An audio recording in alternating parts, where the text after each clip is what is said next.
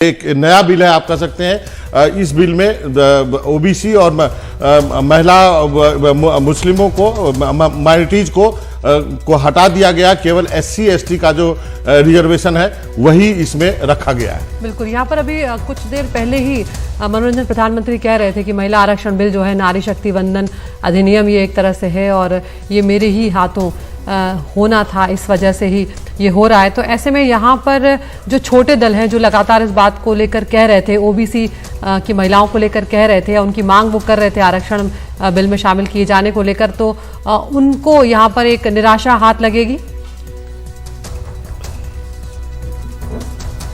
यहाँ निश्चित रूप से ये एक बहुत बड़ा कदम है। सरकार जो प्रधानमंत्री ने कहा कि इस बिल में, ये बिल जो है एक महिलाओं के सशक्तिकरण की ओर एक बहुत बड़ा कदम है और निश्चित रूप से ये बिल जो है भारतीय राजनीति के परिदृश्य को भी बदल देगा। क्योंकि अभी तक जो है महिला आरक्षण की बात केवल जो है पंचायत चुनाव में या स्थानीय निकाय के चुनाव में ही होता था, लेकिन अब ये जो बिल है और अब जो ये बिल है जो जिसमें एससी एसटी को आरक्षण दिया गया है वो काफ़ी महत्वपूर्ण है और इसमें जो है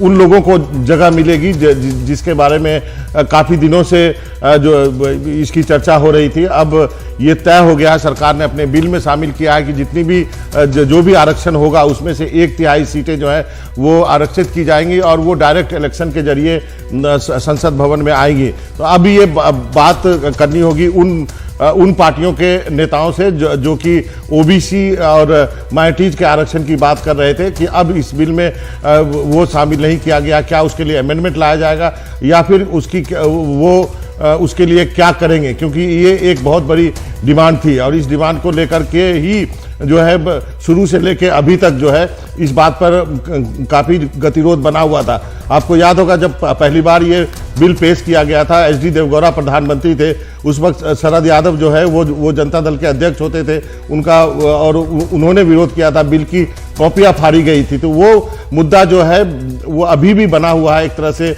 ओबीसी को जो आरक्षण नहीं दिया गया, लेकिन एससी एसटी का आरक्षण है। अब क्या जो ये पार्टियां हैं वो क्या रणनीति अपनाएगी, कांग्रेस की क्या रणनीति होगी, क्योंकि कांग्रेस ये कह रही है कि उनका जो बिल राज्यसभा में उन्होंने जो पारित किया था मनमोहन सिंह की सरकार में वही बिल लाया जाए। ये नया बिल है जिसमें कि एससी एसटी को आरक्षण का प्रावधान है।